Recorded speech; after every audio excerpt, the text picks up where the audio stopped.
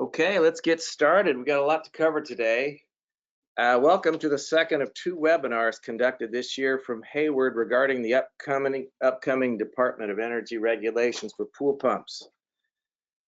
The next webinar will be held January 21st at 2 p.m. Eastern Standard in partnership with Aqua, and we'll be sending out further information about that in the weeks ahead.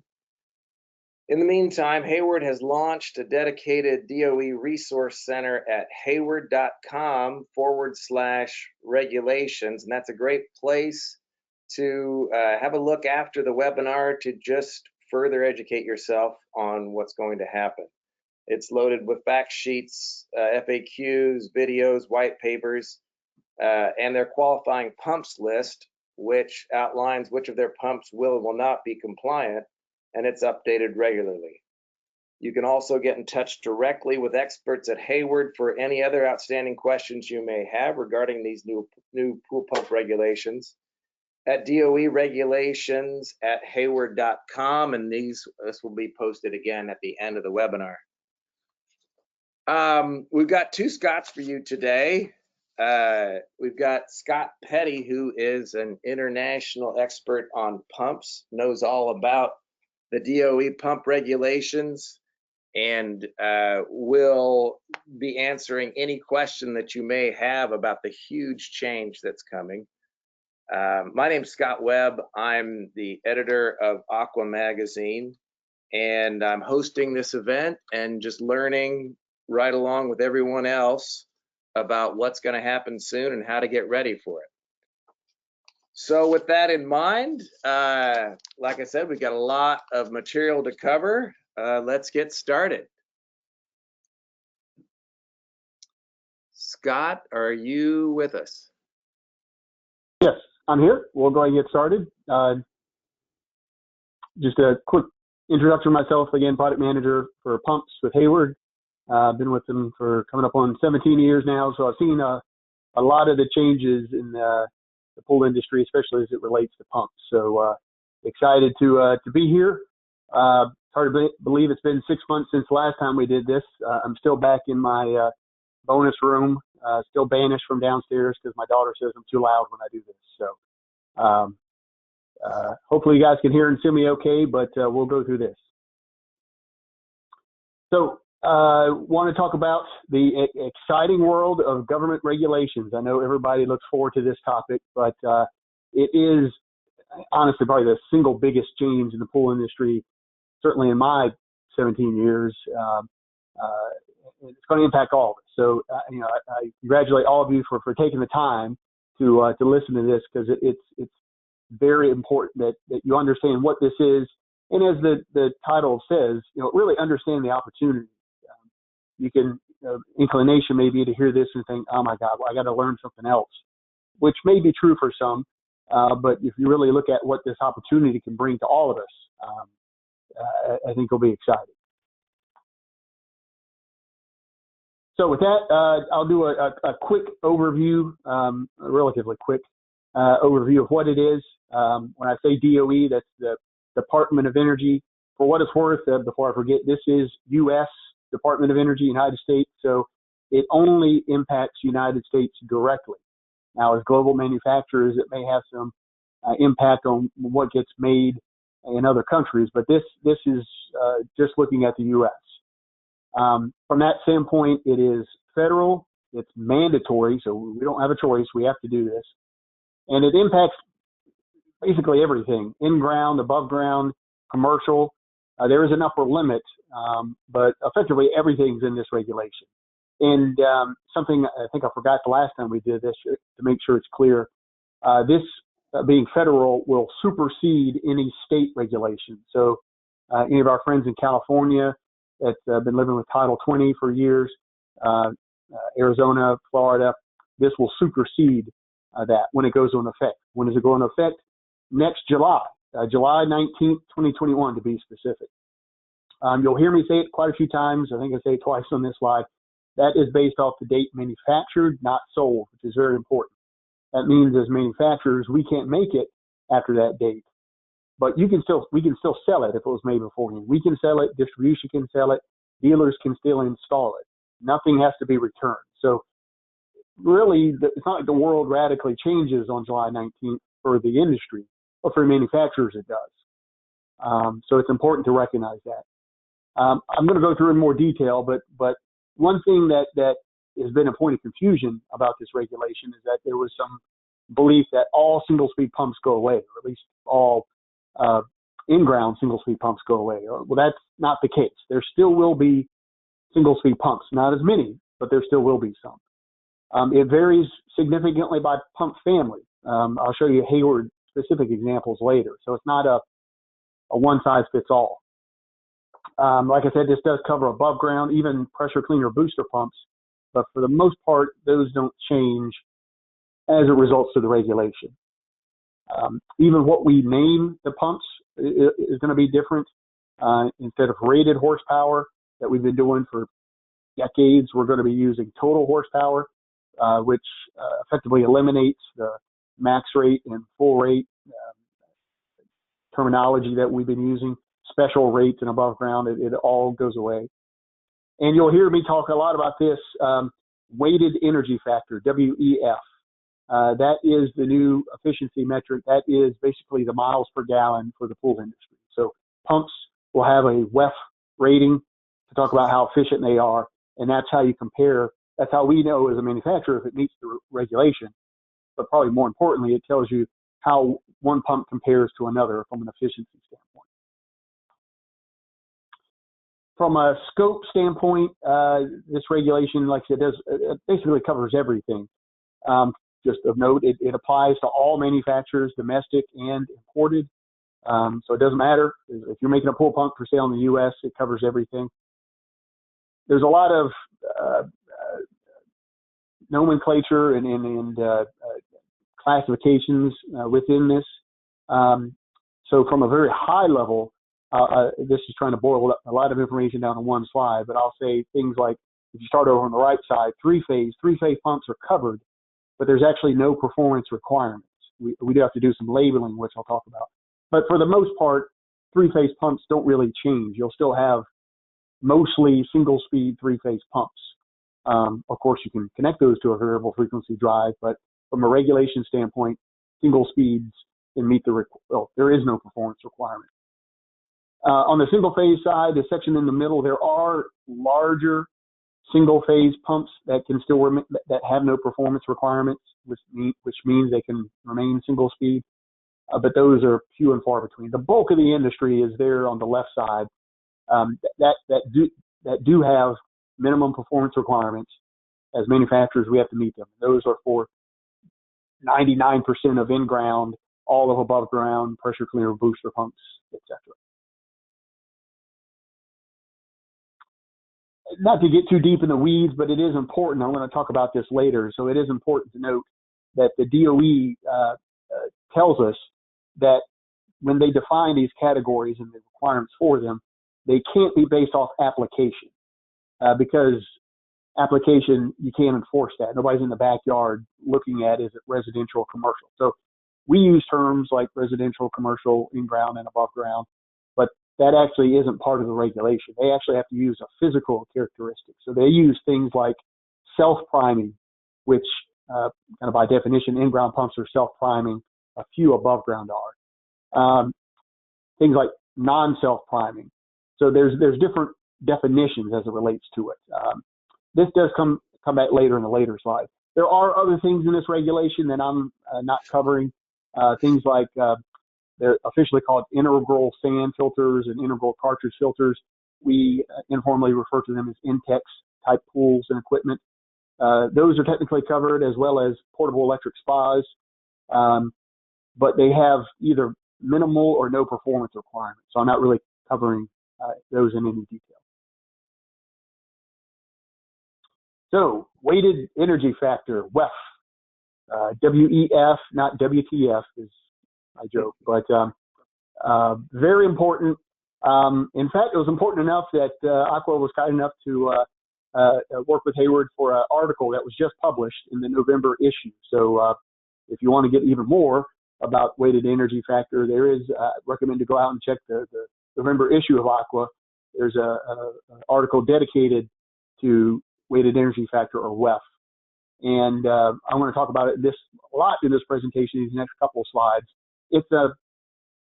I would say it's an arbitrary number. It's a number that we don't yet really have a lot of experience with in the industry, but like with miles per gallon, you kind of learn that, okay, 10 miles per gallon, not so good, 25, pretty good, 40, really good, etc.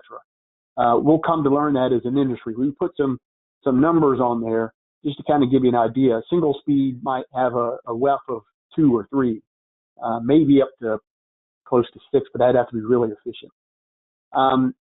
There's even differences between variable speeds. There's basically, quote, standard variable speeds that might be between a 6 and a 10. And then there's premium, ultra efficient variable speeds that are 10 plus. So you'll get a better sense of what those numbers are, but at the end of the day, a higher number is better. This slide just speaks to it a little bit more. Again, you'll hear me make an analogy because it is almost directly analogous to a vehicle's miles per gallon. Also, like HVAC, a SEER rating. Just a standard way to compare a product, and higher number is better. If you really want to know, it's based off flow divided by power. So there's a little equation there. It says basically it's your bang for your buck. Higher number is better. And again, just to give you a sense of the scale, 12.9, which is currently the highest rated WEF of any manufacturer, and that's based off of a Hayward pump. So that gives you an idea of the scale. Right now, we have the highest WEF rating at 12.9. Every pump on or by next July will physically have the WEF rating on the pump. So you'll be able to see directly the WEF rating of this pump versus that pump. That WEF rating, Scott, as if you're out there and you're buying pumps after July of next year, is that something that might impact your decision on what pump to use? I mean, if I can get a WEF rating of say 10 as opposed to maybe a 6 or a 5, is that going to give me quite a bit of efficiency improvement on that particular application? Absolutely. That's what it's there for, to help make an informed decision for you and for the consumer, for those that look into it, because it is important. Energy is one thing, but let's face it, most of us want to save money, and the higher the WEF, the more energy efficient, the more money you're going to save. Now, it's not the only factor. It's just like miles per gallon. You wouldn't just look at miles per gallon. You want to look at, does it seat 4 people or is it an SUV or whatnot? You still got to size pumps like you have forever in this industry. So you still look at what the pump needs to do. If you need to move a lot of water, you get a bigger pump. If you don't need to move a lot of water, it's a smaller pool. You could probably get by with a smaller one. So you still have to do that, but there's a lot of pumps out there that can move a lot of water. So once you've looked at what type of pump you have, you can then look at the WEF rating to understand the efficiency side of it, which is a nice kind of a dovetail to high efficiency does not mean limited performance.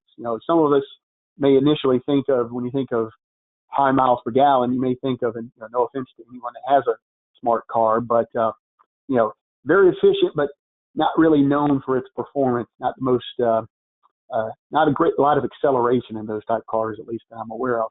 But we've come up, the automotive industry's come a long way now. There's Teslas out there that can get whatever ridiculous amount of miles per gallon, and then insane mode can go 0 to 60 in 2 seconds. So it's both, and it's not either or. You want efficiency and performance. So it goes back to what I was just saying. You still got to look for pumps that deliver the performance you need, size them the same way you have forever, and then also take into account energy efficiency. It's a balance of looking at those two. So just to give you more, all the WEF you ever wanted and more.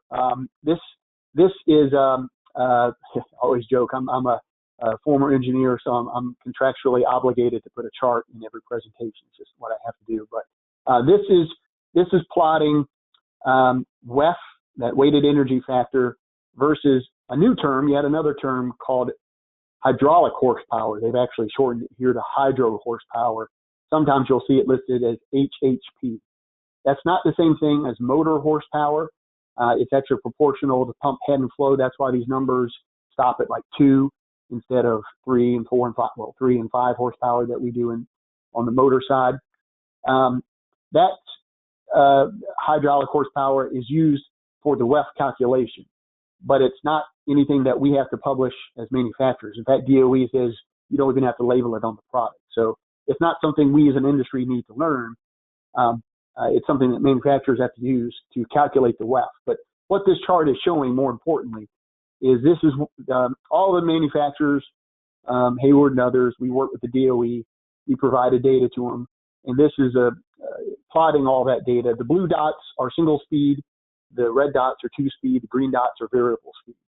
So this just shows what I think a lot of us know is that all things equal, a 2-speed is going to be more efficient than a single speed because you get that benefit of the lower speed. And then a variable speed can be even more efficient because you don't just have 2 speeds, you have more than that. So this just kind of proves that WEF aligns with what we know, that you kind of have a good, better, best as it relates to WEF. So this was the easy part when it came to creating the regulation. The regulation, it was I think I don't have a slide in here, but just so you know, it was a negotiated rulemaking, which meant the DOE worked with manufacturers and the energy advocates, the people that want to save energy. And for what it's worth, pool pumps ended up on their radar screen because the DOE, were regulating these large commercial and industrial pumps. And they realized that pool pumps kind of had their own little characteristics. There's a lot of them, 5 million in-ground pools. That means at least that many pumps. So they decided to carve that out separately, which is good because we didn't want to be caught up in some sort of generic pump regulation that applies to everything. So the DOE set up this negotiated rulemaking. We worked with them. And the first part was data collection, and we all worked together. It was great. It was I won't say it was fun, but it worked together pretty well. Well, then we had to decide where to set proverbial lines in the sand, where we were going to set the efficiency requirements, and that's where it became a challenge because energy advocates, and by definition, want to save the most amount of energy. Manufacturers, especially, I'll speak for myself, believe in choice. Variable speeds are great, but we also want to have the choice for the right application. So after a lot of back and forth and hemming and hawing and meeting and all this stuff, this is where we settled. And again, this is not a chart I expect anyone to memorize, but it's important for a variety of things. What this shows is this blue line. Well, let me say it. We as part of the negotiation argue that, as I said before, it shouldn't be a one size fits all. Not all pool pumps are the same. Once you get to smaller pumps, there's really not a lot of energy to be saved per se. So what we negotiated was this dashed line, basically a separation between large pumps and small pumps, so that we could have different criteria. After we went back and forth, the criteria we ultimately settled on there's two. There's this blue line if you're less than this dashed line, and the black line if you're on the other side. So what that means from a practical standpoint is if your pump is over here based off its size, you have to have a WEF above this blue line. And if you look, a lot of single speeds actually already meet it, certainly 2 speeds and variable speed. So what it meant was that smaller pumps could still be single speed as long as you can meet that efficiency requirement. And for what it's worth, I try to use this joke. The regulation actually doesn't say thou shalt use single speeds or variable speeds. They just set this literally formula for a minimum WEF. They don't care how we get there. We could put a flux capacitor or a squirrel in a cage. They don't care how we get there as long as we meet that WEF. So over here, you got a fairly low bar to meet. And as manufacturers, if we were just under it, we knew we could do some work to get just above it. But once you go over here on this side of the line, you got to be above this black line. And again, while it doesn't say thou shalt use variable speed, the only WEFs that are meeting it currently are variable speed. So that's the distinction there, is that it depends on the size of the pump. That in turn, because this is based off flow, hydraulic horsepower is proportional to flow and not motor horsepower, it depends on the type of pump. So in Hayward world, a 1 horsepower super pump, a best-selling pump that we've been making for decades, it's a what we call a medium head pump. So it happens to fall just on that side of the curve. I don't know if it's exactly that blue dot, but I'm going to say it is right now. But a 1 horsepower TriStar, which is a higher performance pump, larger plumbing, larger union connections, it happens to fall on the other side. So what it means is that a 1 horsepower super pump as a single speed can meet the requirements, but a 1 horsepower TriStar cannot. It just can't make up that amount of ground. So this first bullet here is important. It affects every pump differently. It's not just all pumps 1 horsepower and above, like California Title 20 was and others. So it's going to impact every pump differently, which means it's going to impact every region differently. In markets where you use super pumps and max flows, that's going to be a different impact than maybe in the West where you might use more TriStars. So this, I use that term again, it's not a one size fits all. So I know this was a lot to look at, a chart of all things, but it's important what this ultimately means as to the manufacturers and to the market.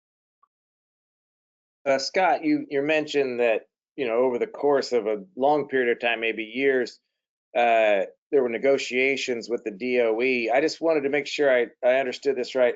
The DOE launched this initiative to regulate pumps, and then people like yourself donated their time to try to make these regulations basically something that wouldn't wreck the industry. Is that more or less what happened over a period of years? It is. This actually goes back, it's been going on, sometimes it feels a lot longer, but about, I want to say 5 years now, that the DOE was, and they have since regulated commercial and industrial pumps.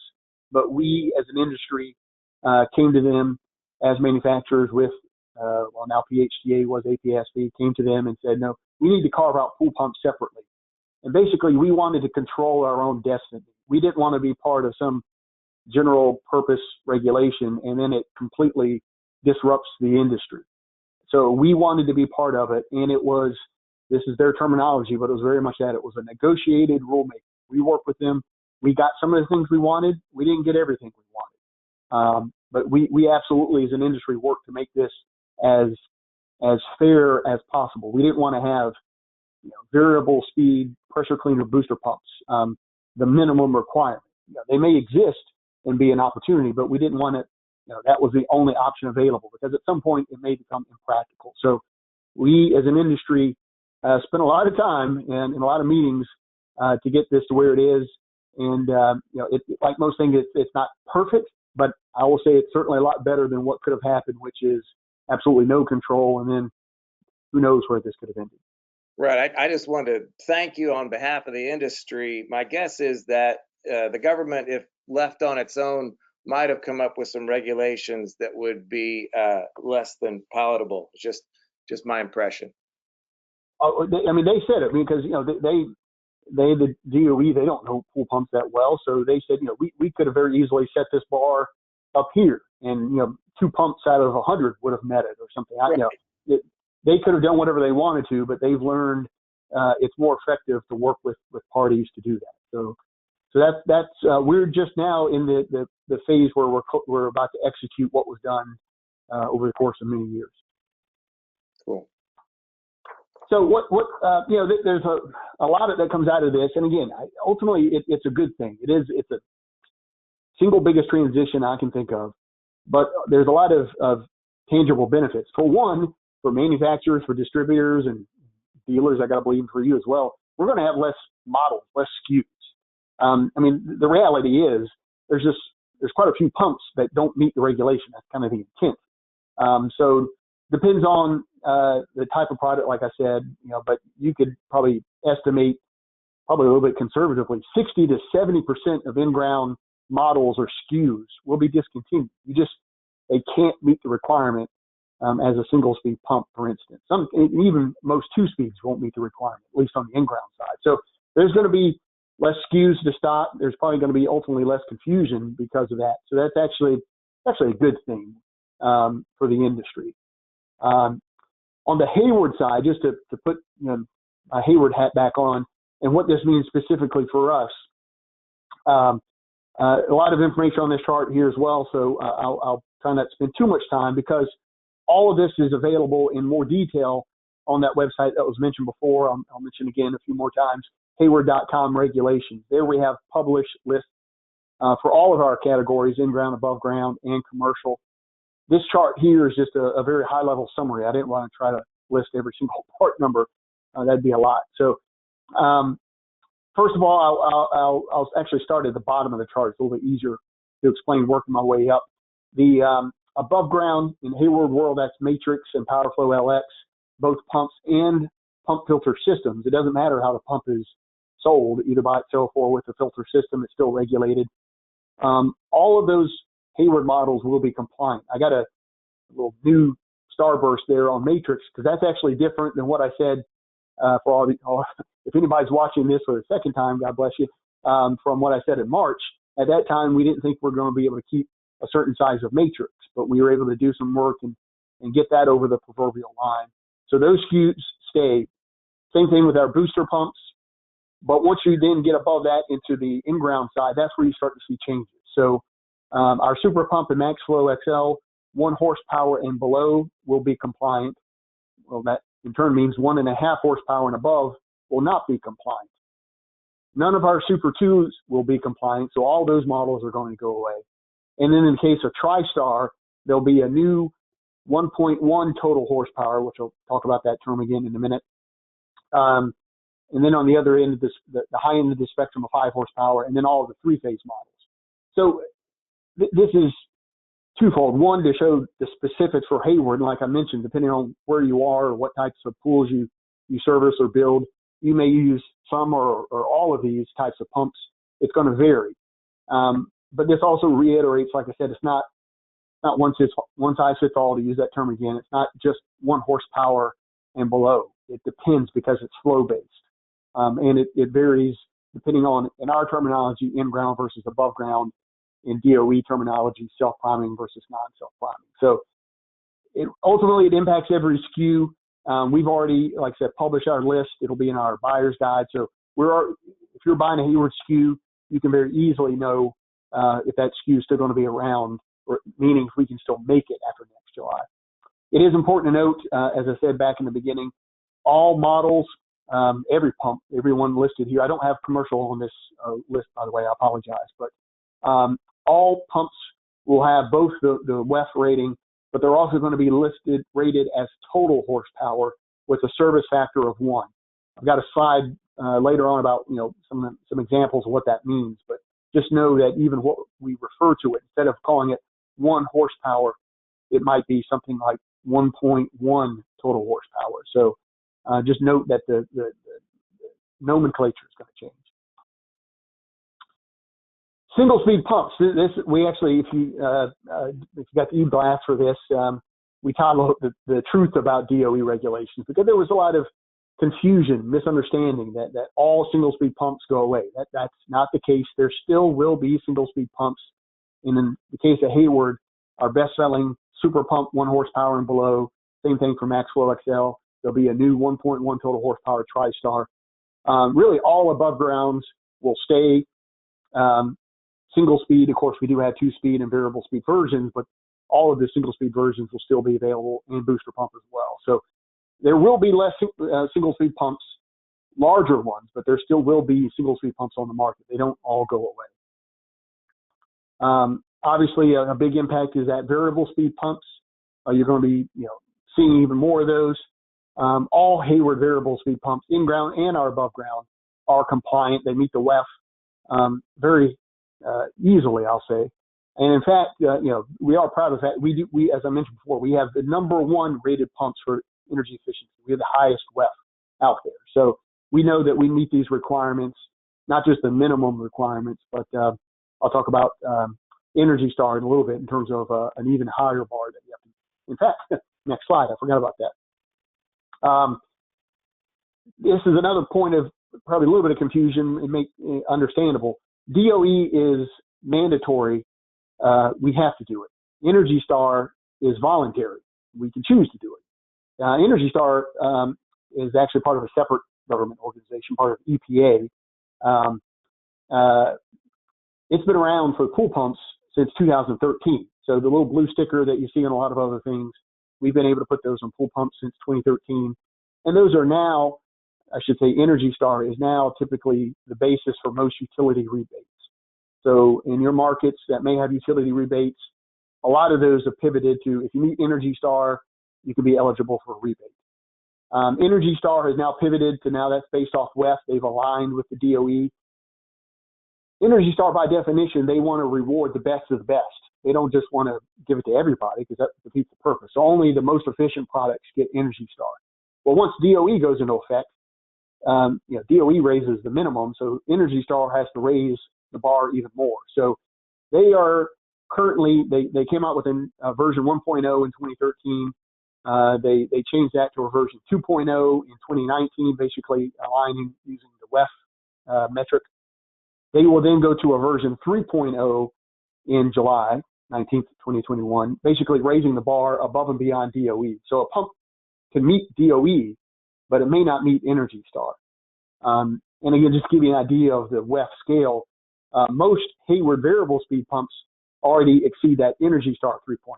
So we don't just meet DOE, we already meet and exceed that Energy Star 3.0. I say all this because it's important to know what's going to happen to utility rebates. That's a question I get a lot. I don't know, obviously, I don't control that, which I did some days, but in the near term, I don't think those rebates are going to go away, just because there is going to be product in the channel, the single speed pumps. So there's still an incentive for utilities to give money back for more efficient variable speed pumps, and help sell off some of those non-compliant, help move that inventory, justify going to the variable speed pumps. Longer term, they may change. We don't know, but in the near term, I expect there still be rebates on those compliant pumps like variable speed pumps. Not everything is all, sunshine and kittens. There are some unintended consequences. We knew about them. There were almost unavoidable consequences. And it goes back to that comment I made earlier, that these requirements, per the DOE, they do not vary by application. So it doesn't matter how the pump is being used. So what this is going to translate to is that, at least again in the in-ground world, there's going to be more variable speed or multi-speed pumps for non-filtration or auxiliary applications, or more specifically things like water features, spa booster pumps. Because typically, by definition, those, if they're water features, typically you need to move a lot of water, which means you probably had a bigger pump. That pump probably won't be single speed after next July, so you may have to go to a variable speed. Well, that's good, because you can do some things with variable speed. You can adjust that exactly. You can make your deck jets and your laminars and your waterfalls look exactly like you want to. You can dial it in. But unfortunately, there's limited energy savings just because it's shorter run times. Typically these water features run an hour a day, an hour a week, so the payback's going to take longer. Also for our friends in commercial, particularly when they're using single phase pumps, it doesn't matter. We can't make the pump as manufacturers if it doesn't meet it. So if you have a single phase application and you need a lot of flow, you may need to put a variable speed pump in there, which then means you got to deal with the jurisdiction. Are they going to allow you to run it at a lower flow rate, lockouts and things like that? So just know that it doesn't matter how this pump is being used. We can't make it if it isn't met. So for anybody, particularly builders, but servicers as well, for your water feature pumps, kind of want to think about, how am I going to do this going forward? So this is that naming convention I mentioned. This is important. I don't think I do this enough justice in previous discussions. As I mentioned, we have to list WEF with the pumps. We have to list total horsepower with a service factor of 1.0. So that ultimately changes what we call these. As I said, it gets rid of max rates and full rates, all that. Below is an example. So, and using Hayward examples, we call a PowerFlow LX and above ground a 1.5 horsepower, but it's got a special service factor. After next July, or before, if not before that, by next July, we're going to be referring to that exact same pump as a 1.1 total horsepower. So nothing changed, same flow, same performance, but the name of it's different. In that case, the number got smaller. So customers may think, well, I'm getting less pump. Well, now it's the same thing as it was before. It's just called something different. If you look at in-ground, though, a lot of cases it's the opposite. We have a 1 horsepower super pump with a 1.1 service factor going forward. That's also going to be called 1.1 total horsepower. So in both cases, nothing changes in terms of performance. Same performance you always got. Hayward pumps, you didn't have to sacrifice performance in order to meet the requirements, but the nomenclature is going to change. So it is important, both in terms of what you order, and then particularly in aftermarket replacement applications, if you're replacing that 1.5 horsepower above ground, you now have to explain why it's now called 1.1, things like that. So it's very important to understand this new naming convention. Timing, this just reiterates it again. It goes into effect next July. That's less than 9 months away. It feels like I've been talking about this for a long time. July 2021. Well, that's not too far from now. Again, that's based off the date the pump is manufactured, not sold. So anything made beforehand can be sold and installed at any time. Nothing has to be returned. It could. I hope it doesn't, but it could sit on our shelf or a distribution shelf, etc. You don't have to return anything. You don't have to go rip out pumps that have been installed, etc. All the responsibilities on the manufacturer, not distribution, not dealers. One thing that is important to note, everything I've been talking about today is about the pump. The DOE is regulating pool pumps. The DOE is preparing a similar standard for pool pump motors. And that's important for two things. And we recognize this early on. We've been fighting a battle to get the process completed. Right now, pumps, or I should say as of July, pumps will be regulated, but motors wouldn't be yet. So that creates an energy savings loophole. If you can't replace the single speed pump, but you can replace the motor, well, that defeats the purpose of saving energy in the first place. And more importantly, as a pump manufacturer, as a pump installer, we're not playing with a level playing field. So the goal is to implement a motor rule that basically has the same criteria at the same time, meaning next July. Since we're sitting here in November, I will say that is at risk. We still think we are very confident it's going to happen. We think it is a matter of when, not if, there will be a federal motor regulation. We just need to know when it's going to go into effect. But note, California, who leads the way in most of these, they've already said if the federal government doesn't regulate motors by next July 2021, they will do so. So motors are going to be regulated in next July, at least in California, the biggest market, and at a federal level, probably, if not at that same time, shortly thereafter. So note, you'll be seeing more information as it relates to the, I'll say, companion motor rule. We'll cover that whenever we get any kind of word on the progress of that motor regulation. We'll make sure to let everybody know immediately when that comes down. Oh, absolutely. That's going to be another big piece to understand what happens. So the industry will be sure to share that as soon as we get clarity from the DOE. Right. These next few slides, hopefully a lot of you are already using these. It's really just about selling the benefits. I mean, everything I've talked about so far has been kind of technical in nature, how we got to where we are, what the requirements are. But at the end of the day, in most applications, especially in in-ground, not all, but a lot more now, you're going to be selling a more expensive pump, a variable speed pump, a multi-speed pump that costs more than the single speed pump. Well, it's not always easy. If you just immediately, especially if it's new construction, maybe you can bundle it with something else, and maybe it's not quite as obvious depending on how you do it. It still can be a challenge, but particularly if they're replacing a pump and they have an idea of what the pump they have costs, and then they got to get a new pump that's not available anymore. What's the first question they're going to ask? How much does it cost? So if you immediately respond with, well, it's going to, Mr. and Mrs. Jones, normally you pay $500, but because of the government, and now it's going to be $1,000. I wouldn't encourage to do that. Both to tell them just right out of the gate the $1,000, without explaining the benefits. And then two, I probably wouldn't just say because the government said. I would sell the benefits of these pumps because there really are a lot here. Obviously, it's about saving energy and saving money. That's the reason the Department of Energy are regulating pumps. Pumps can be the number 2 consumption of energy in the entire house after HVAC. So that's why these are being regulated. So that's a particularly important thing. But there's other aspects that are important to prioritize. A lot of these selling techniques I'm talking about are available. Again, there's that website again, Hayward.com regulations. We want to make sure it's very easy for you to sell these pumps, so that really they're selling themselves.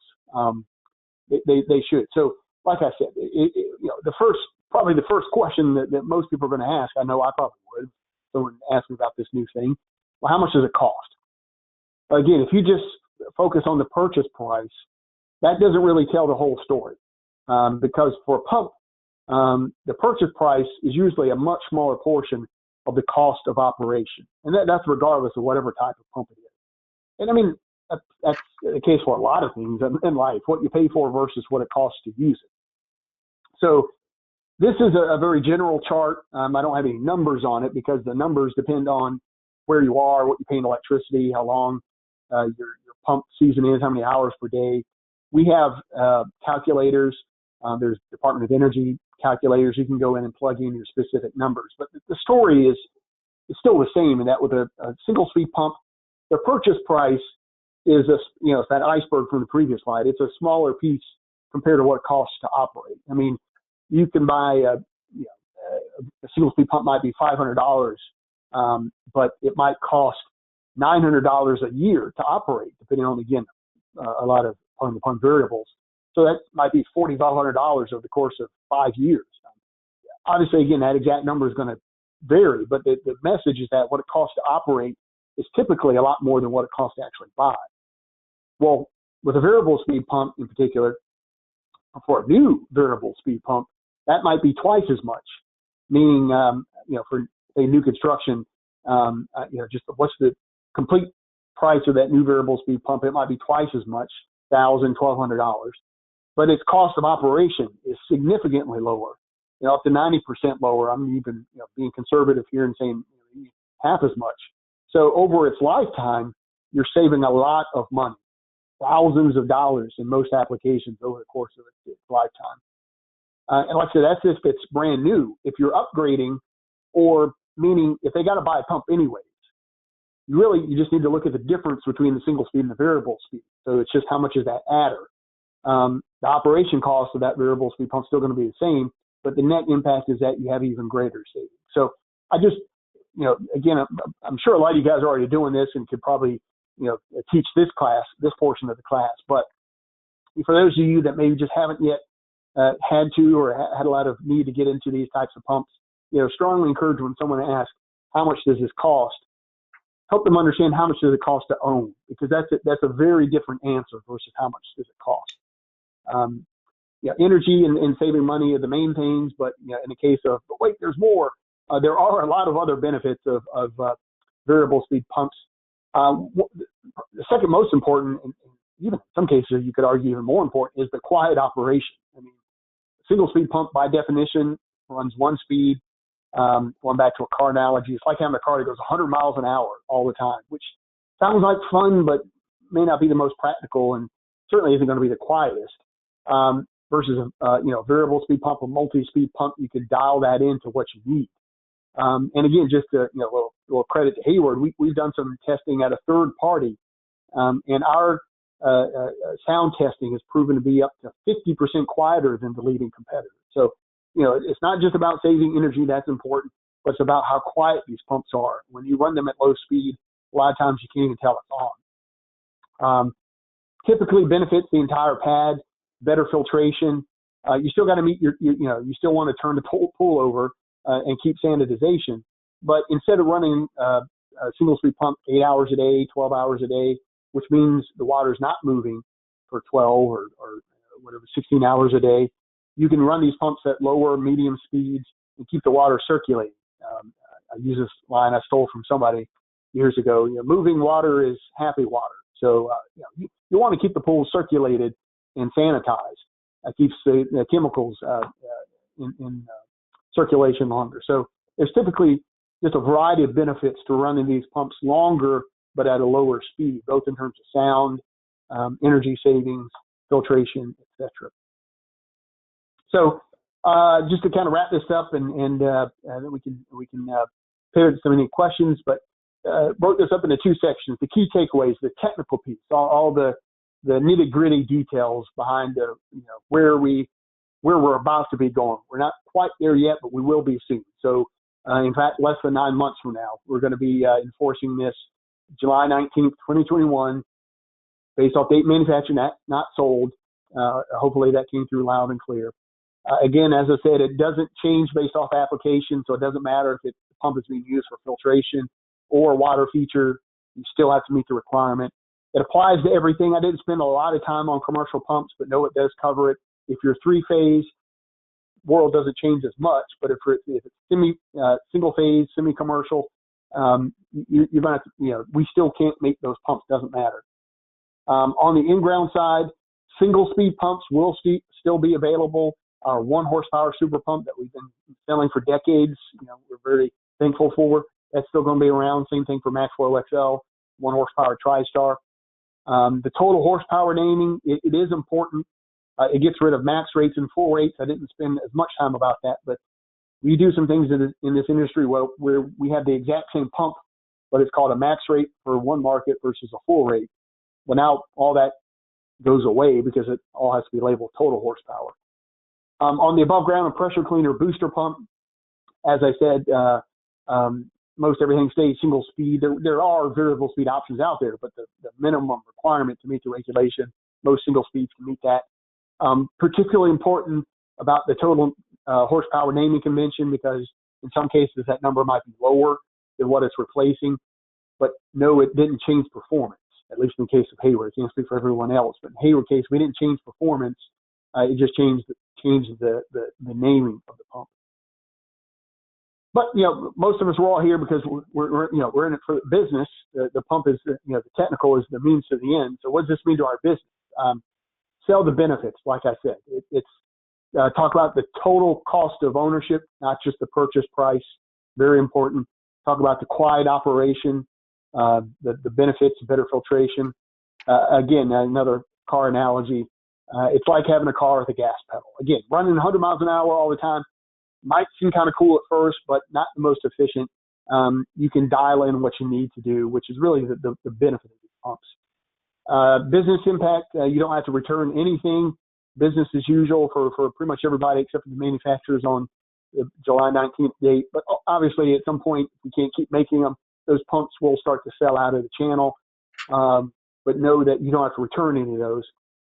It is going to level the playing field.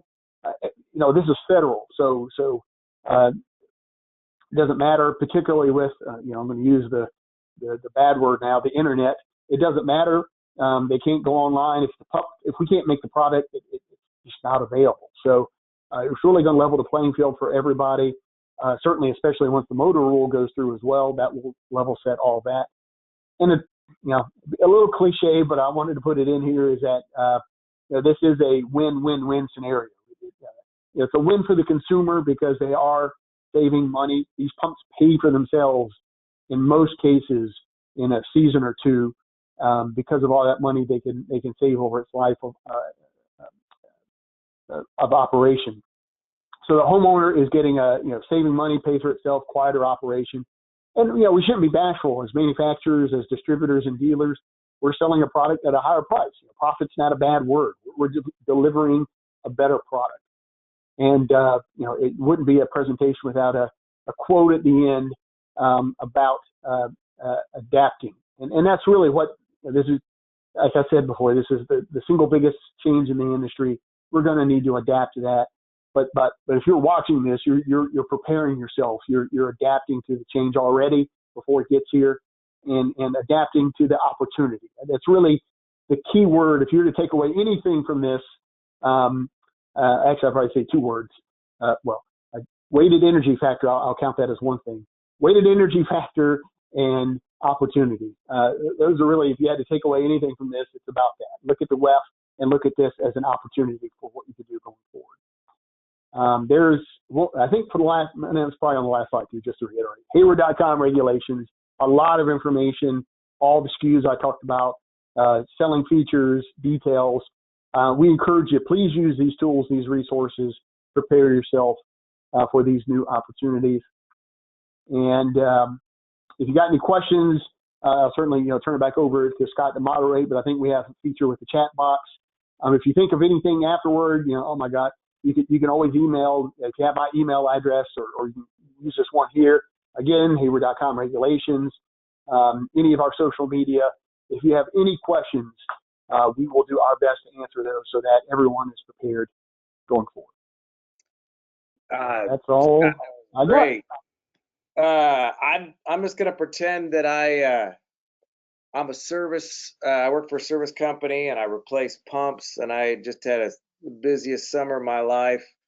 And now I'm starting to think about something that's still 8 months away, but I'm really not ready for. I don't really know how to explain to my single speed pump customers how to understand this and move with us on this change. And even myself, I don't really, there's a lot of stuff about setting up a variable speed pump that I'm just fuzzy on.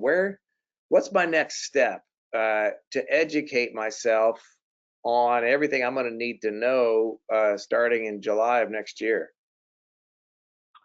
A lot of resources, and not just the website. Website's a great tool, but I encourage you to talk to people. Talk to your local sales rep. They are definitely going to know about the Hayward products and talk about what's going to be available, what's not going to be available. So I think a lot of our sales team have been going out, especially now, starting to work with. So each distributor, each dealer, and at a SKU level, and look at, okay, you've been buying SKU ABC. Well, if that one is going to be compliant, then not much changes. You'll still keep buying ABC. But if you're buying XYZ and we can't make XYZ after next July, you need to start thinking about, what do you want to do when you can't buy XYZ anymore? We're going to need you, convert you to something else. It may be a variable speed pump. Well, then that gets into what you're saying. How am I going to sell that variable speed pump? Because it will cost more than the single speed pump I can't get anymore.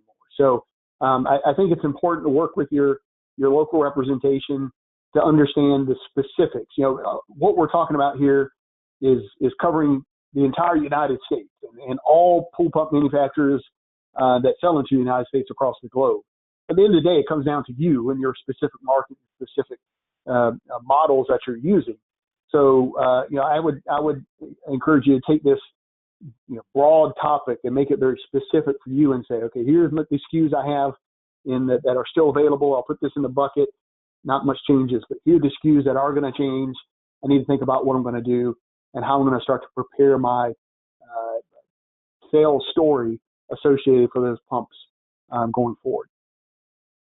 Actually, that's great. There's a lot of stuff online. There's a lot of, you can email questions, but I think that's something really practical and easy. Just start talking to people. Start talking to people around you saying, hey, what do you know about this? And here's what I learned here. And if people start talking about this amongst themselves, that's the best way to really educate yourself.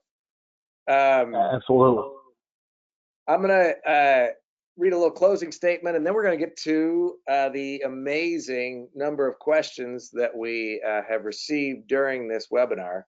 I want to remind everybody that we're going to have another webinar coming up in January on Thursday, January 21st at 2 p.m. Eastern Standard Time, and that you can always visit hayward.com/regulations to view past recorded webinars, including this one. And I've done that, and it's actually better the second time. You can take your time over different parts, make notes, and it can be even more effective if you do that. Hayward will also post regular pro tips on social media channels found on the closing screen. And you can follow Hayward at Hayward Pool Products at the handles found on your screen for continuous DOE and product updates. So we're going to get to, we'll get to as many of these questions as we possibly can. And you can always email questions to the email on your screen. Since we got two Scotts here, I'm going to add a third Scott. One of our audience named Scott has asked, does this cover 5 horsepower pumps? Yes. 5, the regulations based off hydraulic horsepower, not motor horsepower. But in the case of Hayward, I can only speak for Hayward, the 5 horsepower pumps are just outside the scope. So that was in that middle bucket I showed early on. So a 5 horsepower TriStar and a 5 horsepower HCP 3000, for instance, those are large enough basically that they can still be single speed. They're basically they place out, for lack of a better term, out of the performance requirement. So we'll still be able to make a 5 horsepower single speed, single phase TriStar in the HCP 3000. And then of course also 3-phase versions, because those don't really change that much. So while it's not motor horsepower, it's right around 5 horsepower is about where that cutoff is. 3 horsepowers, for instance, we don't have any 3 horsepower single phase that would meet the requirement, but we do have 5 horsepower. Gotcha. Here's a chance to reiterate something that you pointed out earlier. Sean asks, how will this affect second or third pumps on a pool, for instance, for a waterfall or spillover spa? Same thing. Unlike, like in California, Title 20, the regulation was actually based off residential filtration pumps. So it didn't cover those water feature pumps, second, third, fourth pumps. With the DOE, it does, because as manufacturers, we can't make it if it doesn't meet the requirement. So the net impact is that you're only going to be able to select from the pumps that are available. And a lot of times, not always, but a lot of times those second, third, fourth pumps, water feature pumps, are larger pumps that need more flow, which means they're less likely to be single speed. So you may end up putting a variable speed or a multi-speed, a DOE compliant pump on those water features, even though they won't run that nearly as much as a circulation filtration pump. But that's one of the unintended consequences I spoke about earlier.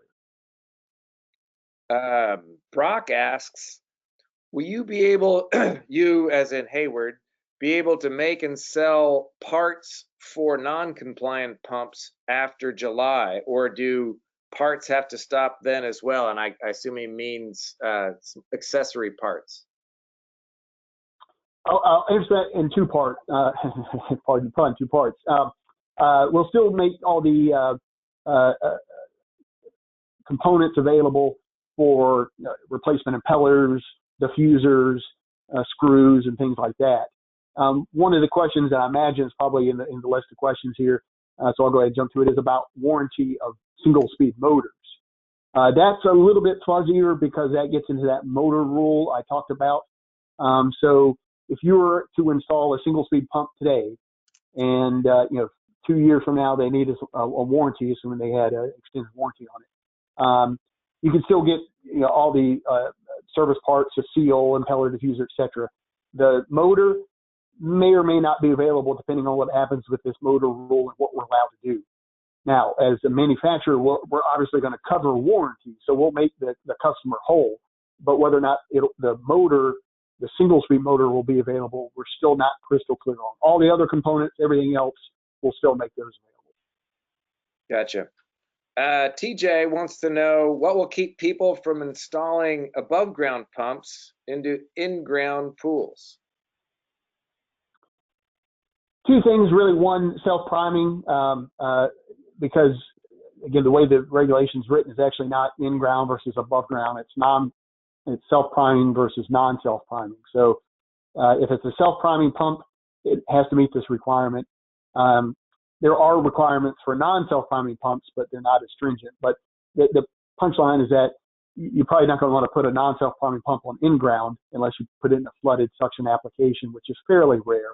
And then just the reality that these pumps don't move a lot of water. So you combine those two, I don't think there's going to be many. Now, you could get creative, but I think there's not going to be many applications you could use a smaller performance flooded suction pump for an in-ground pool.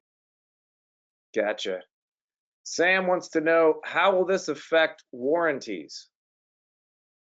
Well, I figured that was coming up. So warranty, like I said, warranty for so let's talk about for what it is. Warranty for single speed pumps. For everything but the motor, you'll be covered. The motor, we're still working with what's going to happen there. There'll be motors available, as long as they're available, certainly in the market, that will be available for replacement. Depending on exactly how they word this motor rule, we'll get clarity on what can be available. But either way, if a customer has a warranty issue, the manufacturer will support it. It just boils down to, will it be with a single speed motor or something else that is compliant with the regulations. Okay. James wants to know, in regards to WEF, I understand that the higher the number, the more efficient the pump, but what's a good WEF number? It's a good question. I think that will kind of come with experience. It goes back to one of the earlier slides. There's no hard and fast definitions, but to give you a sense of scale, right now the highest WEF of any pump in the industry is 12.9, which is a Hayward pump. So that's the highest. I mean, you could technically you could have a WEF of 0, I guess, if you turn it on, but that kind of gives you the idea, somewhere between 0 and let's call it 13. Single speed pumps, which, like I said, there still will be some around. They might have a WEF of 2 or 3, 4, something like that. 2 speeds and some variable speed pumps might be the 6 or 7, 8 type of range. And then your more premium pumps will be in the 10, 11, 12, 13 range. So it's a number that we don't have a lot of basis for yet, but I think we'll become more familiar with as an industry going forward. Scott, I've got over 52 questions pouring in and more showing up, and a lot of them address something that you mentioned before, but I think we just need to say it again. Single speed motors, what will happen? Will they continue to be made to replace single speed pump motors that burn out, that would be non-compliant? From a warranty standpoint, we're getting clarity, but we think we'll be covered regardless. From a non-warranty application, just selling. So if somebody's a pool pump, 10 years old, and the motor goes out, will that motor be available to sell to them? The short answer is no. In California has already said they will regulate motors. They will not allow single speed motors above a certain size. I forget the exact number, but they won't allow to sell single speed motors. They do allow them for warranty, but you can't sell them after next. Manufacturers can't make motors that do not comply with their regulation after next July. So same thing as pumps. Anything that's still out there, you can install. You don't have to return it. So that's California. The federal government is going to do the same thing. It's just a matter of when. So a little longer to answer than I wanted, but to boil that down is that ultimately, yes, motors will be covered in the same way as pumps, and there will be less single-speed in-ground motors that will be available for sale. Is what they've said in California, what we expect in federal level. Gotcha. Like I said, we've been absolutely inundated with questions. We're well over time, so we're going to have to wrap it up there. I just want to invite everyone who had a question, and that would be 50 some at this point that I didn't get to, that there's an email address on your screen, doeregulations@hayward.com. Please go ahead and email those questions, and someone will get back to you with a good answer. Great webinar, Scott. I learned a lot as always. This is a big change, as you mentioned, but I think a lot of people are starting to think about it and get ready for it. We'll have another webinar in January, and we'll pick it up there. I'd like to thank everybody for, and we'll see you next time. Thank you, everyone. I appreciate it. Bye. Bye-bye.